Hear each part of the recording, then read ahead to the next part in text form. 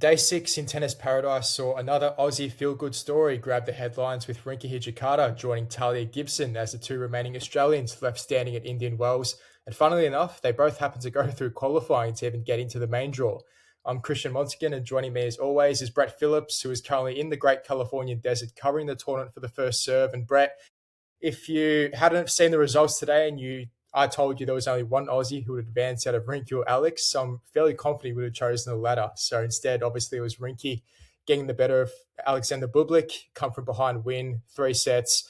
And it just goes to show, right, if you just hang in there until the very end, we know Bublik is very volatile in terms of, his emotions. He smashed his racket, I think, once or twice during it as well. And just the grit, the determination. We know he doesn't have the weapons, but he makes up for it in those other areas. And I think that's probably the difference. You were there on the ground. How did you see it? Yeah, well, Stadium 3, Christian's almost like the John Cain Arena. It's a people's court. The queues are massive to get in. All the general admission pass holders certainly create a great atmosphere, and the program on that court is pretty good. Look, I spoke to Rinky only about an hour and a half ago. That is up on our website if you want to check that out at thefirstserve.com.au, or have you subscribe to The First Serve and get all our audio. I've had great access, obviously, to the Aussies in the last week. And, I sort of posed the question to Rinky when he did go a set down, but the good part is he was holding his serve. And his serve, as he said in that chat, is something that he and Mark Draper have been really working on. Good spot serving against the very good returners. If you can hold your serve, you're always going to be in the contest. And I sort of said to Rinky, look, this guy is, when he's hot, he's hot. Bublik, to rise to the top 10, the weapons, the charismatic nature with which he plays. But you'd have to say he's also very gettable if you can rattle the cage and draw the error. Is he going to engage? Is he going to stick the course? And the one thing about Rinky is that he is cut from the same type of cloth as Alex de Minaur. Great work ethic. He'll rally you all day. He'll play the extra shot all the time. And in the end, that frustrated and wore down Bublik, who loves to go to the drop shot more often than not. Now, the drop shot is a great shot, but gee, if I was coaching Alexander Bublik, he'd be saying, put that shot away. It's a lazy shot to try and finish off the point. Whereas Rinky, he was hitting with precision into the corners. His serving, as I said, was fantastic. He's very good at net. And I know that Connor Joyce, part of our team, part of our group chat today, you can read Connor's great piece on Talia Gibson in the last 24 hours. He said now that he's back inside 100 at the age of 24, he shouldn't be going back outside. And look, if it wasn't for injury last year, he would have probably still been inside 100. So he's back live 96, trying to climb back towards 62. I can tell you, being here on the ground, he's as confident as I've ever seen him, particularly in the last 12 months, just how far his game has come, how he feels about his game. And you get the ultimate test when you go up against two top 20 players, Dartery, now Bublik, and you get to find out your level. And his level, Rinky, is pretty good. I think he actually is starting to develop some real weapons and power to match his really good IQ out on the court and his court craft. And you just wish this young man great success, because he just works his absolute backside off, and he's got a reward through qualifying now through to the 4th round.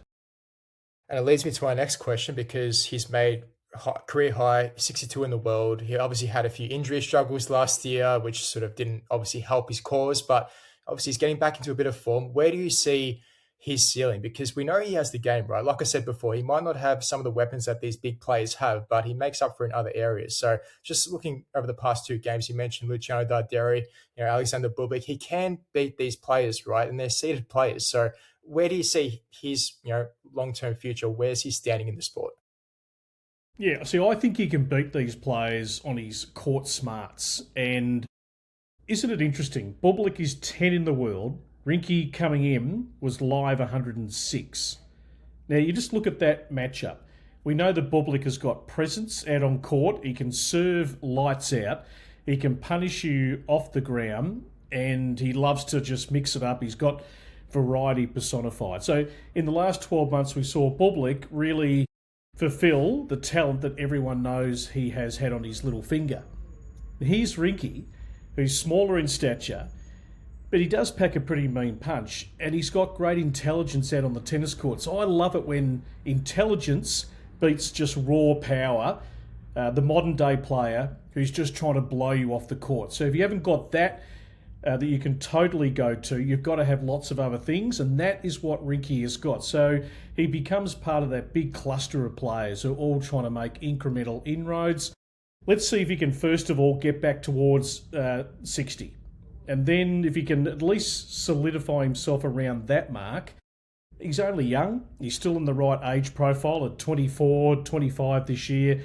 Then he might be able to chip away towards the top 50. But the thing is, Christian, as you know, you've got to back it up every week. So this is a great week at Indian Wells. You've got another 1,000 to come in Miami. Then we get into the clay court swing, which has never been a happy hunting ground for the Australians. It's a long, long tennis year, but Rinky Hijikata, for me, should be staying inside 100. I agree with Connor Joyce, part of our team, what he said earlier today. And let's hope he can build on that. Yeah, I'm with you there. And obviously you look ahead to the draw and it's opened up, hasn't it? Because we were assuming the winner of that match would have played Alex de Minaur, but Demon losing his match today against Cam Norrie, so it'll be Norrie up against Rinky Hijikata. How do you see, we'll get to Alex in a minute, but first with this match between Rinky and Cam Norrie, who do you see getting over the line? It's a tough one. Yeah, first meeting. And look, I'm a Norrie fan. I know his dad, David, has always been a great listener to The First Serve when he lived in New Zealand, microbiologist. He and his wife from South Africa to New Zealand to GB, and Cam's taken the same type of journey. It's a fascinating backstory. He won this title, of course, a few years ago, and has been part of the top 10. Obviously, his ranking dipped in the last sort of 12 to 24 months, but he's working his way back. Look, I thought he played a great game today. Game really suits the conditions here. Traditionally, the Indian Wells court's just a little slower. We're in the desert, the crisp air, a bit of altitude. He's got huge top spin on that forehand, which really kicks up and makes it difficult as the opposition player. The backhand of Cam Norrie is sublime. If I'm Rinky Hijikata, I'm probably staying away from that backhand. The angle, he's got that sort of short backswing, and the angle he can create and how flat he hits it, it's a nightmare to try and retrieve. As good as Alex de Minaur is at retrieving just about every ball that comes in his direction, Cam Norrie, I thought, executed perfectly today. So, yeah, it's another big challenge. But Rinky will go in with some confidence. I've beaten Dartery, I've beaten Bublik. Right now, Cam is the 27th seed, so not as high ranked as he was inside the top 10 going back 2 or 3 years ago. I think it's another huge opportunity. The lefties, they're always a little bit more trickier to play, but I think Cam probably has certainly the favouritism, but not by too much, I think. And we're talking about a previous Indian Wells champion in Cam Norrie as well. Let's not forget, a few years back, won the tournament during that sort of COVID era.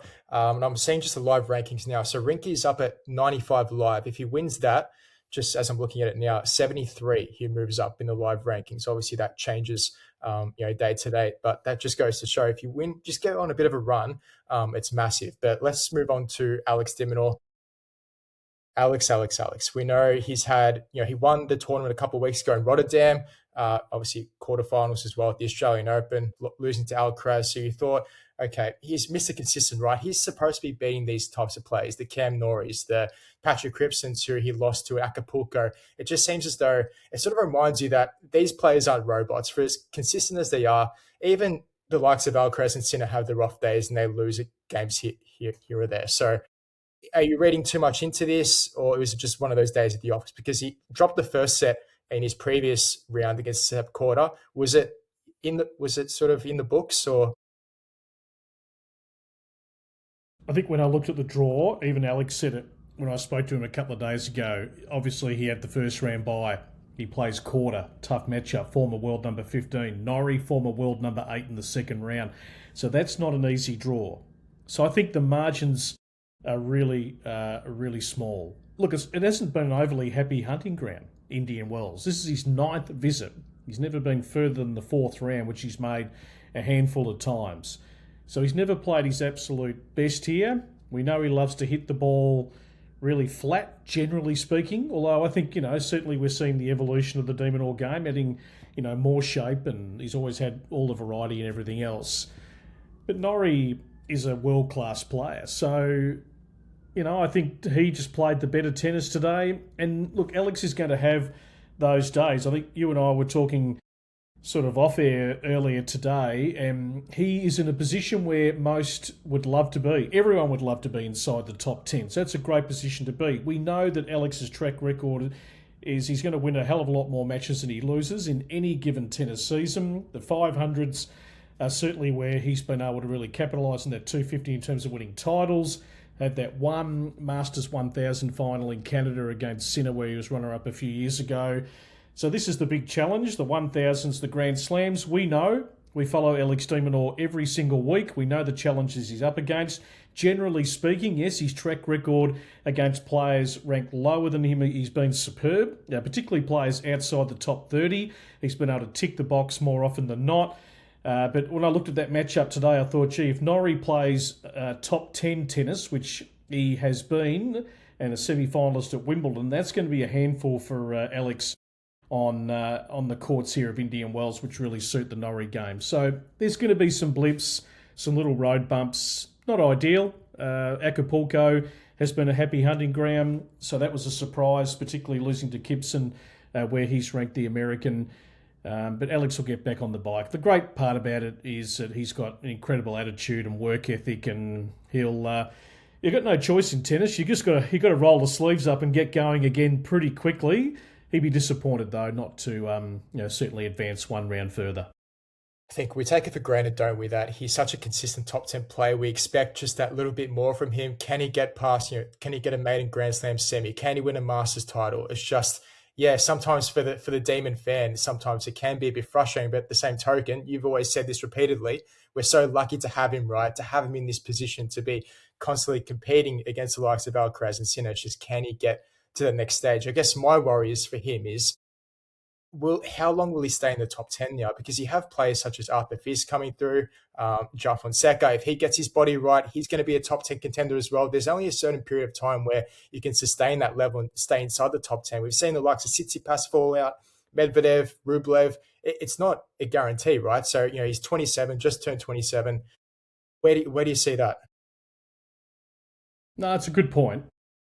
The years tick pretty quickly, and we've made this comment about all our Australian men. For me personally, their ages have caught up on me pretty quickly. All of a sudden, gee, you're 30, you're 31, you're 29.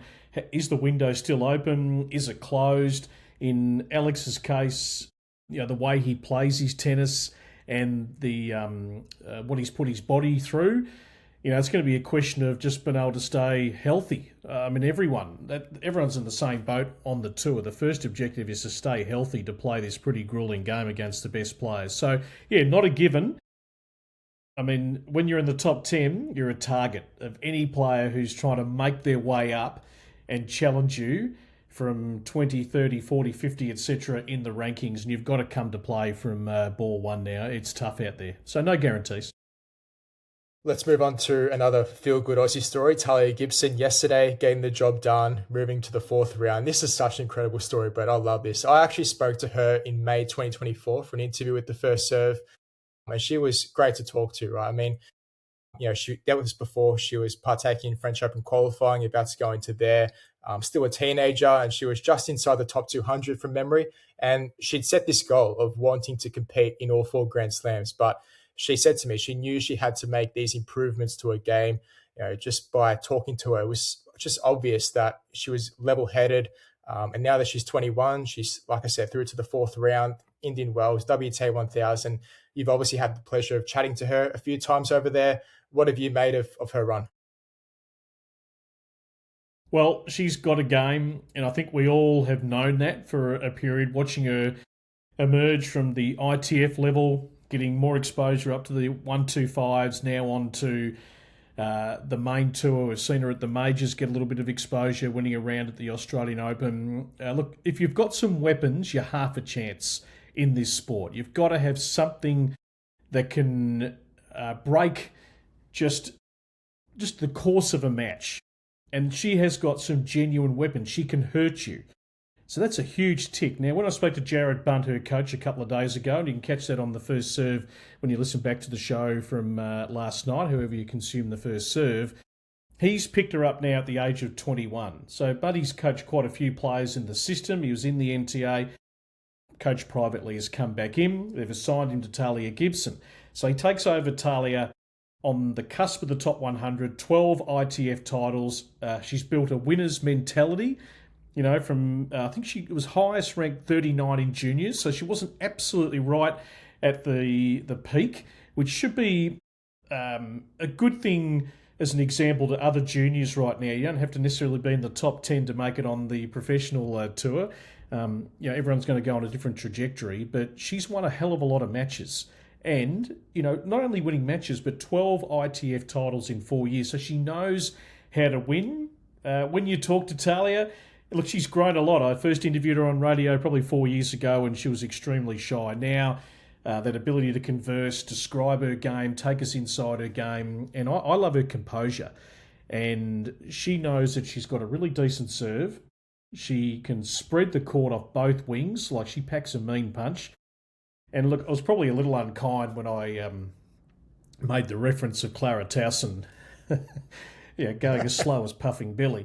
But when you sit courtside, now Towson's a great player, right? I mean, you don't get to 14 as the highest ranking if you're not a good player. 28 aces, she can bludgeon the ball. But absolutely, you can expose her for movement. So Talia had to say, okay, I know what's going on here. And if you listen back to the interview with Talia from yesterday, it was her words. And with all respect to her opponent, but she felt once that ball was in play and we're going about constructing points, she felt she could get Towson because of the movement factor. She could spread her into the corners. She had her, and she played it beautifully. So I think that's given her vindication that her game absolutely stacks up, and now she's got to be on the ball again. Little Jasmine Paolini, who made those 2 Grand Slam finals, little step back last year. I mean, she was ferocious against Ola Tomljanovic yesterday, desperately wanted to win that match, hits a good ball. This is going to be a great contest, but I think Talia can match her pound for pound off the ground. So she's emerged a little quicker. I would have said maybe halfway through this year, Christian, she could maybe make the top 100. So she's fast-tracked, 85. Now can she build on that? That's going to be the big question. Get through maybe another win here, but what is the rest of the year going to look like? And all the Aussies trying to turn little streaks into consistency. I think Talia can win this, I think she could beat Jasmine. We know Paolini hasn't been her same self over the past few months. She's been a bit up and down. I think Talia's in a good headspace in terms of confidence.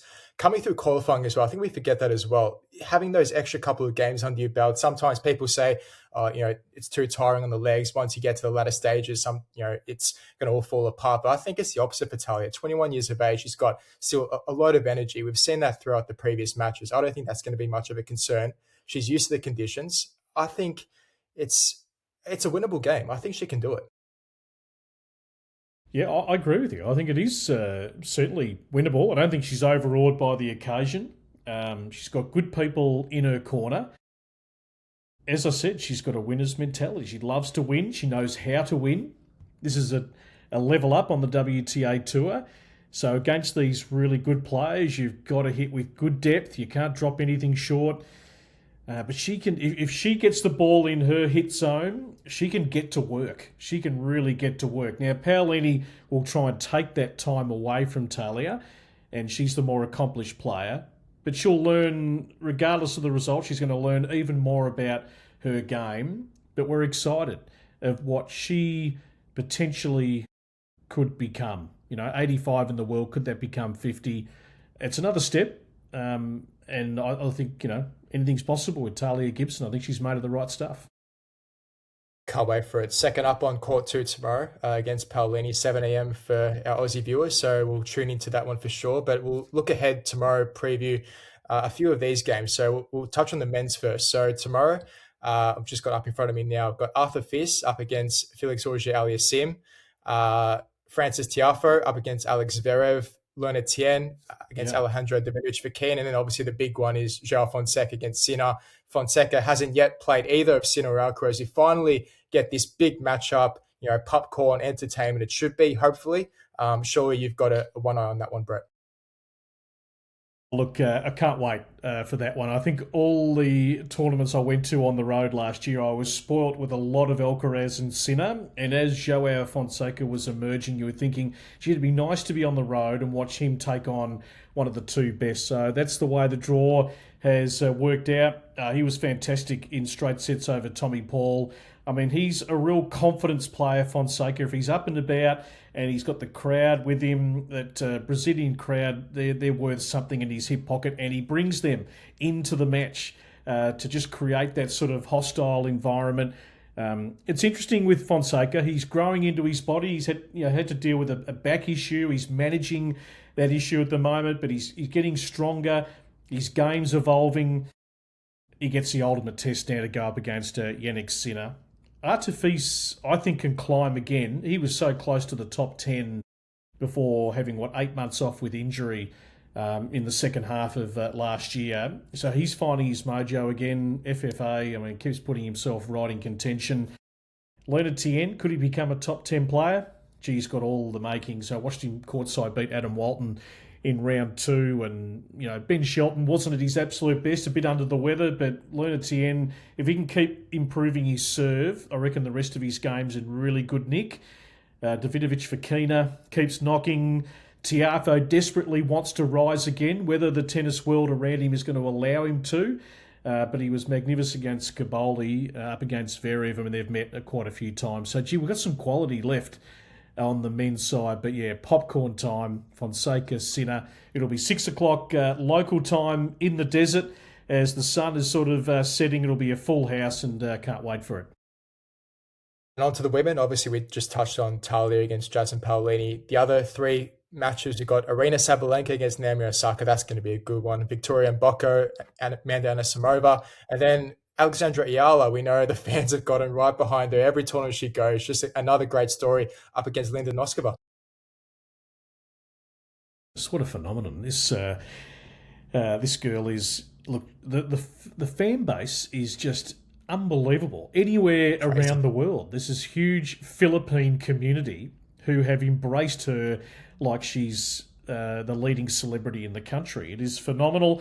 Obviously, Coco Gauff, I think, had an MRI today. She had a nerve issue in her left arm, which saw her retire. Wasn't at her absolute best, but Ayala was all over her. We know in Miami last year she took all those great scalps, so she knows she can beat good players. Linda Noskova, I reckon if you walk past her in the street, no one would know who she is. She just goes under the radar, this Czech who is very talented. Anisimova Mboko, I'm looking forward to that one. I mean, Anisimova right up there with Sabalenka as probably the 2 best genuine pure ball strikers in the game. Vicky Mboko is going to win majors, Christian. I mean, she is just impressive on court when she's got a microphone in front of her. Straight sets over Kalinskaya to get through. And, yeah, the sequel of, I think it's been a few years, hasn't it, since Sabalenka and Osaka have actually met. Keen to see what Osaka can bring to the table because she's not the same player that she was, but gee, if she can be at anywhere near her best, that is a quality match. Yeah, a couple of enticing fixtures as well. I think Sabalenka Osaka recently played in 2018, if I'm not mistaken, 2018, 2019, somewhere around there. It's been a while. Obviously, Osaka coming back from maternity leave, a couple of injuries. So that's going to be a really fascinating encounter. And it's first up as well, I think 5 a.m. Australian time as well. So that's an interesting time slot to put it on the main stadium, Brett. Yeah, we saw Novak Djokovic play at the start of the day today at 11 a.m. Local time up against Kovacevic. That was a good match, actually. He's had a lean time of it in the desert in the last few years, Novak, so he's put together back-to-back wins, had to work pretty hard. And, yeah, traditionally the finals on the final Sunday normally are around that 11, 12 o'clock in the day. So people are out early here. This is one tournament, Christian, that could almost emulate golf. I'm not suggesting like the golfers tee off about 6 a.m. Not suggesting maybe the tennis players tee off that early.